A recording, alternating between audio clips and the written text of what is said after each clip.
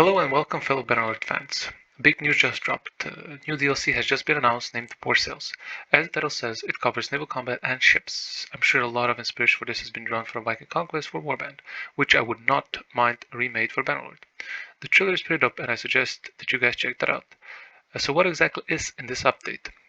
We are getting a complete new faction called Nords, which is a Viking-inspired faction that will have bonuses for close quarter combat and sea battles. I do wonder how different they will be from the current faction Sturgia, that it basically has Nordic background. Maybe they'll rework Sturgia a bit as well, but I guess we'll just have to wait and see. Thus far, the sea had no impact on the Bannerlord gameplay. We had no trade, nor battles going on it. It looks like they're changing that and adding a whole new dimension to the game. We will now be able to move around on water and do battle. As far as I understand it, we won't be able to embark on water as we did in Viking Conquest. For those that forgot or never played, we just had to click on the water and off we went. Basically the same as being on the ground. But now we'll have to have ships built and probably go from port onto the water. If that is the case, I think that's a great feature because ships will hold value, same as horses do in our inventories.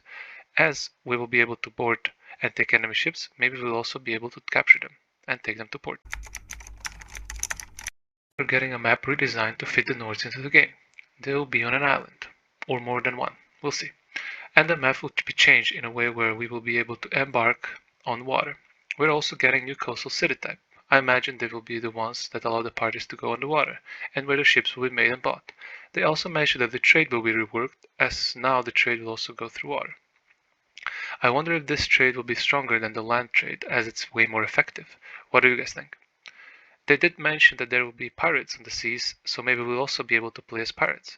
I'm sure we'll be able to attack trade routes the same way we did the normal trade, so maybe there will be a separate pirate faction.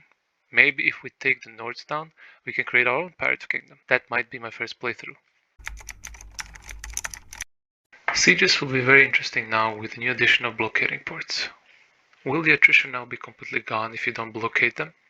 Can the enemy now slip in with the navy to reinforce a critically besieged city? I am very intrigued to see this in practice, as this is a complete novelty for the Mount and Blade series.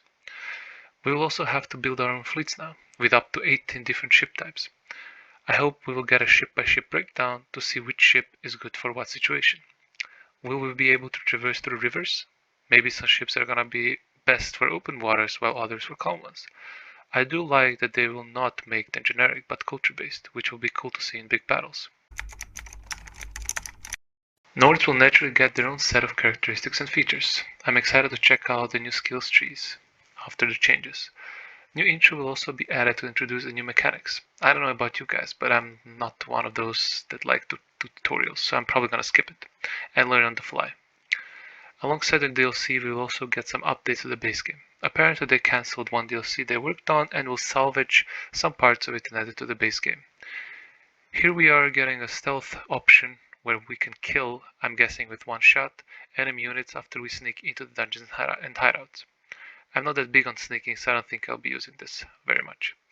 New random events to add more flavors to the game. I do like this approach. In my opinion, they would be wise to look at games like Crusader Kings and their events and possibly take inspiration from what they're doing.